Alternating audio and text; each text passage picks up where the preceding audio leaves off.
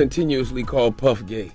Does that affect your relationships in Hollywood? I don't call him gay. I said, Let me read it, Fifth. Oh my God. Sorry I can no longer help you guys. Soon you will all be gay and happy. You are all now left under leadership of Puffy Daddy. Report to the nearest rainbow. Dinner Thieves in theaters January 9th. That's why he says things. He doesn't even know what he's saying is like fruity. You know what I'm saying? Like, he said something fabulous and he goes, but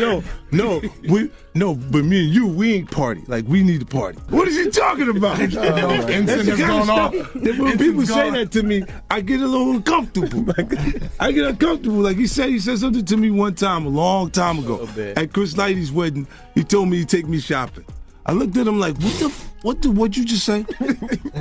Let me move, man, before I do something. You're gonna make me mess up the wedding. Oh, that's a nice gesture. Let me get out of no, dude, you take me. That's what a guy says. This wasn't a diss track. This wasn't an Instagram caption.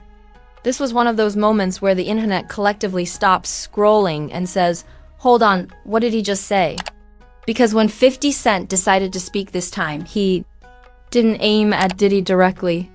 He aimed higher, deeper, and way more uncomfortable.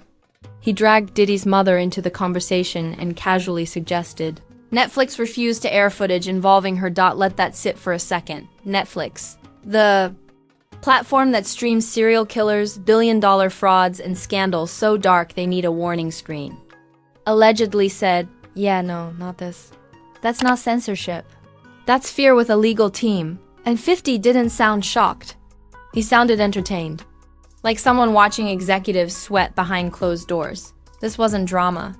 This felt like a secret slipping out of a locked file cabinet, the kind of thing nobody was supposed to say out loud.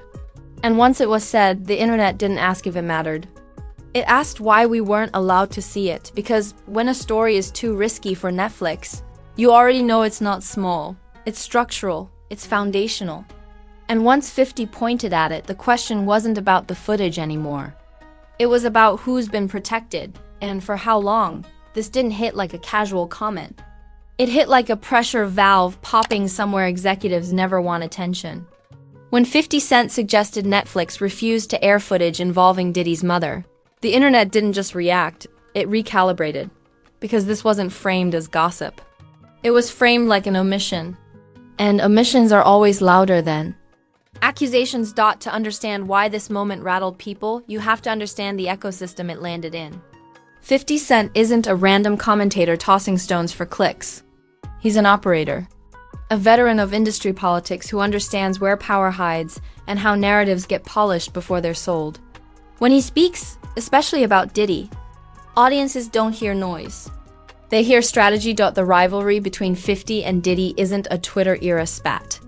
It's layered, decades deep, built on business disagreements, cultural influence, and opposing styles of control. So when 50 chooses his words carefully and points towards something that didn't make it to air, people don't ask if he misspoke. They ask what he's pointing away from. Netflix's alleged refusal immediately became the most explosive part of the story. Not because Netflix is fragile, but because it isn't. This is a platform that profits from controversy. It streams uncomfortable truths, dark histories, and scandal-heavy content like it's comfort food. So when the idea enters the conversation that something was deemed too risky, the implication is unavoidable. This wasn't about taste. This was about consequences. Then came the detail that shifted everything from messy to nuclear. Diddy's mother. Parents in celebrity narratives are typically framed as neutral ground. They humanize, they soften. They're used to remind audiences that even powerful figures come from somewhere. Bringing a mother into the conversation, especially as part of allegedly unseen footage, suggests something deeper than surface-level controversy. It hints at foundations, at backstory, at elements that complicate the clean arcs documentaries. Like to present, 50 didn't elaborate, and that restraint did more damage than a full explanation ever could. He understands that implication fuels imagination, and imagination does the work facts sometimes can't. Once he pointed at what wasn't shown, the internet filled the space instantly. Questions flooded timelines.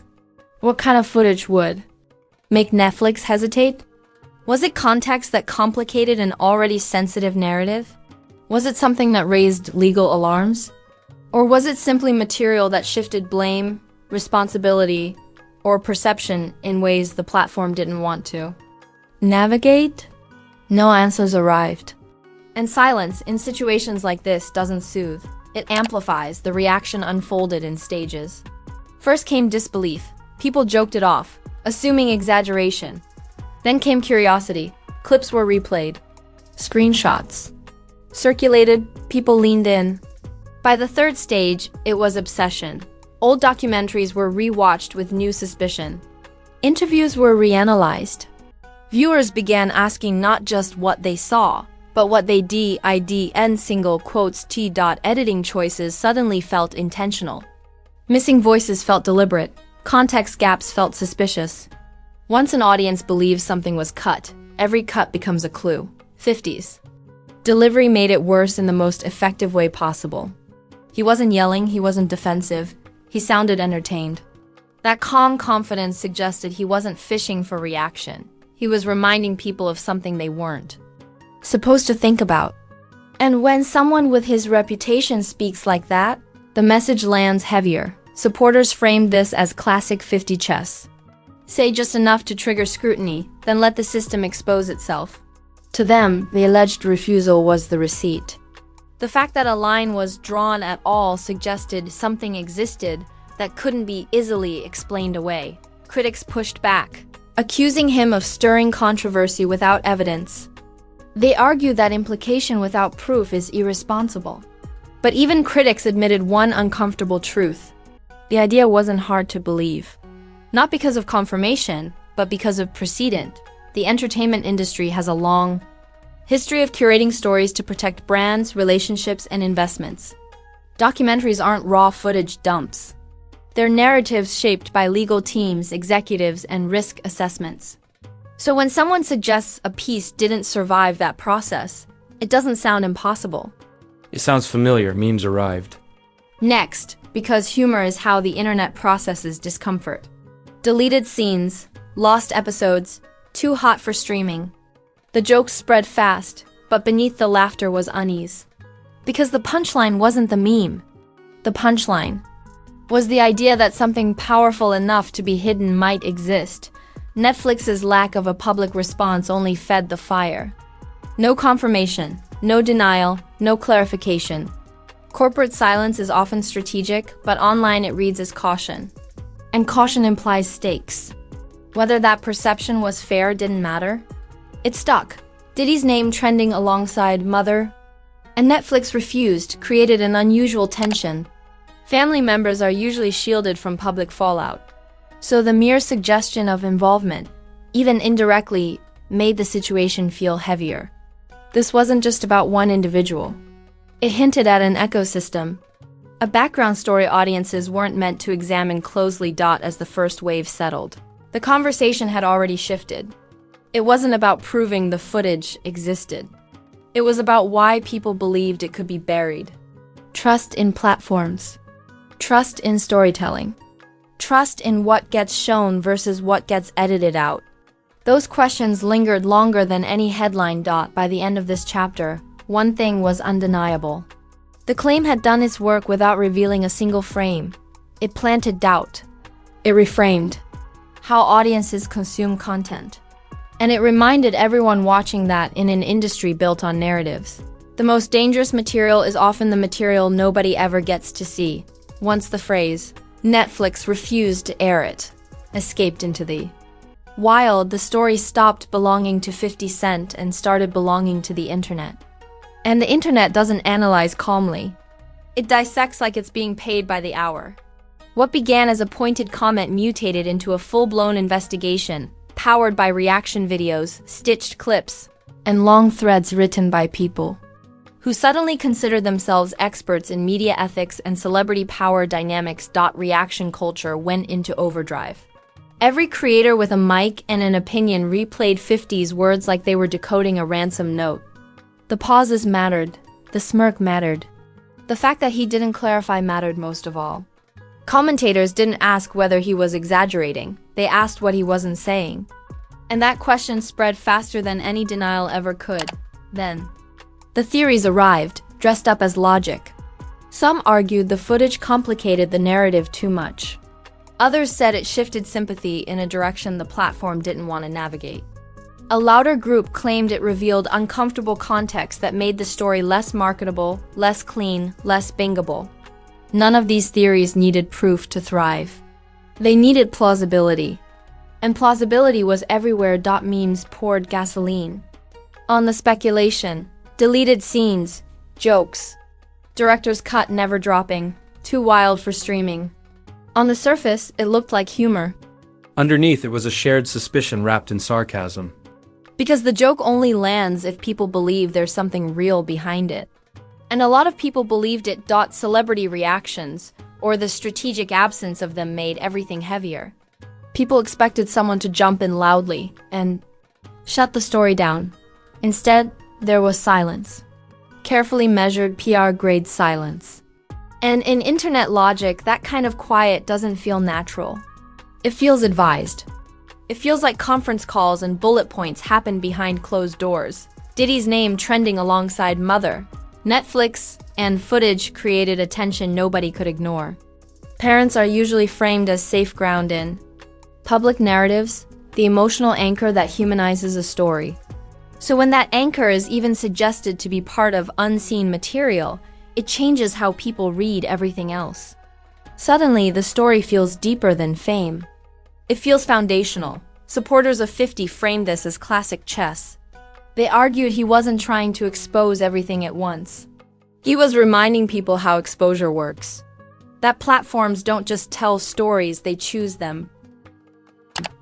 And when something doesn't make the cut, that choice can say more than a finished episode ever could. To them, the refusal wasn't the problem. It was the proof. Critics fired back hard.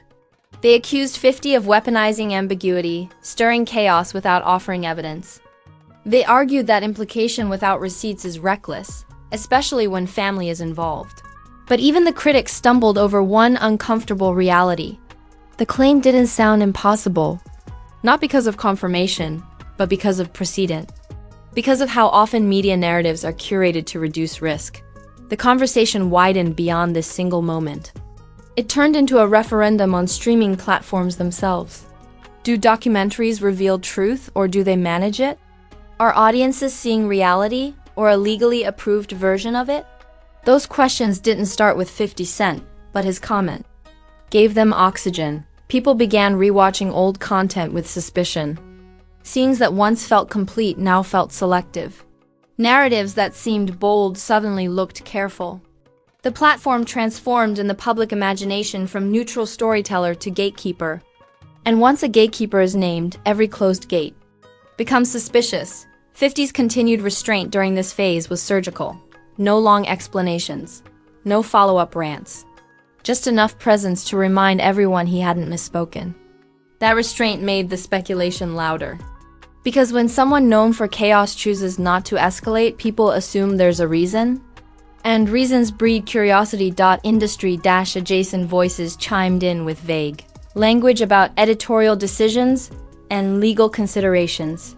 Those phrases didn't calm the crowd, they validated it. Because legal considerations are exactly what people imagine when something powerful gets trimmed. Whether those insiders were real or performative didn't matter. The effect was the same. As days passed, the story didn't collapse under scrutiny. It consolidated. The phrase "that footage Netflix wouldn't air" became shorthand. It didn't need details anymore. It had turned into a symbol of gatekeeping, of selective storytelling, of power deciding what's acceptable for mass consumption. The most dangerous part of this phase wasn't any single theory. It was accumulation. A stack of reasonable doubts. That, together, felt convincing without ever becoming provable. That's the sweet spot for viral scandal. Not confirmed enough to resolve. Not flimsy enough to dismiss. Public outrage followed predictably. Some accused platforms of protecting powerful figures. Others accused audiences of believing anything with a catchy hook. Both sides yelled past each other while engagement climbed. Every argument kept the story alive. Every rebuttal pushed it back into feeds. And hovering over it all was the question nobody could answer cleanly. If nothing existed, why did this feel so believable? That question lingered longer than any headline. Because it wasn't really about footage anymore. It was about trust, who we trust to tell stories and who we suspect of choosing which truths are safe enough to sell. By the end of this stretch, the escalation was complete. The narrative had grown beyond a comment. It had become a lens, a way people looked at content, platforms, and power. And once a lens changes, it doesn't snap back easily. By the time the noise reached its loudest point, the damage had already shifted from explosive to permanent. That's the quiet truth about viral scandals. They don't need a smoking gun to leave a mark. They just need doubt. And by this stage, doubt had wrapped itself around everyone involved like fog that refuses to burn off. For Diddy, the fallout wasn't a meltdown. It was erosion. The kind that happens slowly and invisibly until you look back and realize the ground has changed. No accusation had to be proven. No footage had to leak. The suggestion alone that something involving his mother was deemed too risky for a major platform introduced a question mark that didn't belong there before. And question marks are lethal to carefully managed legacies. Every future interview, every documentary appearance, every retrospective suddenly carried an unspoken asterisk. Viewers didn't just watch anymore. They wondered what wasn't being shown. Once an audience starts thinking about edits instead of content, trust slips through the cracks. Netflix didn't escape unscathed either, whether fairly or not. The platform's silence became a Rorschach test. Supporters saw professionalism. Skeptics saw gatekeeping. And once the word refused enters the conversation, audiences stop seeing platforms as neutral storytellers and start seeing them as curators of acceptable truth. That shift matters. Because curated truth doesn't feel like truth. It feels like management. People began rewatching old content with a different posture. Scenes that once felt complete now felt cautious. Narratives that seemed bold now felt selective. The question wasn't, is this accurate, anymore? It was, what didn't make it in? And once that question lives in the viewer's mind, no disclaimer can evict it. 50 Cent, meanwhile, landed exactly where he always does after dropping a verbal grenade, outside the blast radius, watching the smoke curl. He didn't need to elaborate. He didn't need to escalate. The speculation did the work for him. By pointing at the curtain without pulling it back, he placed himself in a position of control. If nothing was confirmed, nothing could be disproven. And yet the implication lingered. Critics accused him of weaponizing ambiguity. Supporters called it strategy. Both were right in different ways. Because in modern media, implication often hits harder than revelation. A revelation invites rebuttal. An implication invites obsession. An obsession doesn't need receipts to survive. The most unsettling consequence was how quickly the idea normalized. Comment sections referenced the unseen footage casually, like it was established lore. Reaction videos nodded to it as background context. That's how narratives cement themselves, not through evidence but through repetition. The more something is mentioned, the more real it feels, regardless of proof. Industry conversations shifted quietly. No press releases. No public statements. Just a subtle recalibration of tone. When powerful names get tied to unairable material, even hypothetically, risk assessments change. Projects don't get canceled outright. They get delayed. They get reshaped. They get filtered through extra layers of caution. And caution is the tax paid when doubt enters the room. The ethics debate never found a landing. Should family be off limits? In public storytelling, does refusing to air something protect people or protect power? Is restraint responsible or is it complicit? None of those questions had clean answers, and that uncertainty kept the story alive long after the headlines moved on. The argument itself became part of the fallout. As weeks passed, the internet's attention drifted, as it always does. New scandals arrived, new names trended, but this one didn't disappear. It settled into the background, resurfacing whenever Diddy's name came up, whenever a Netflix documentary dropped, whenever 50 Cent posted something cryptic. Unresolved narratives don't fade. They wait, and waiting is dangerous. Because unresolved stories don't need new information to reignite. They just need timing. One comment, one interview, one remember when moment. And suddenly the question returns louder than before because it never had an ending. What this moment ultimately exposed wasn't a secret file or a forbidden clip. It exposed how fragile trust has become in the age of curated storytelling.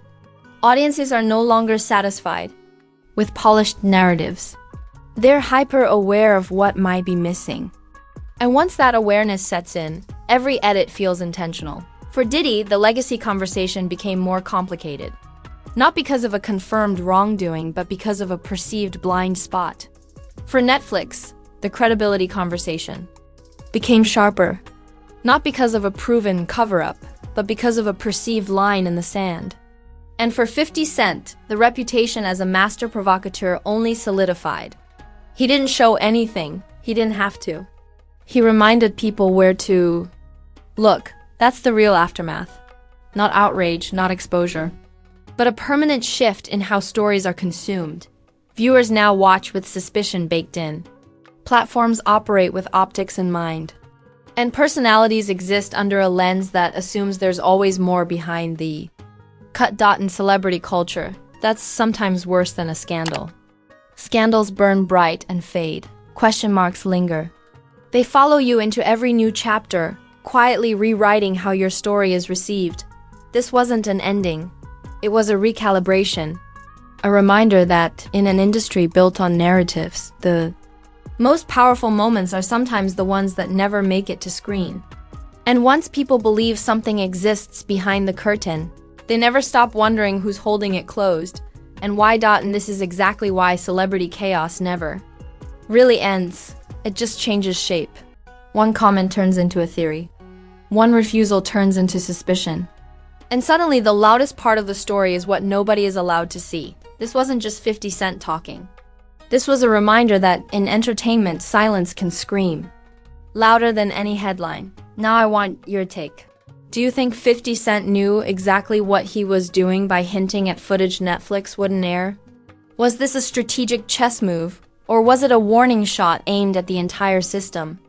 And let's be real, when a platform famous for a controversy allegedly draws a line, does that make you more curious or more suspicious?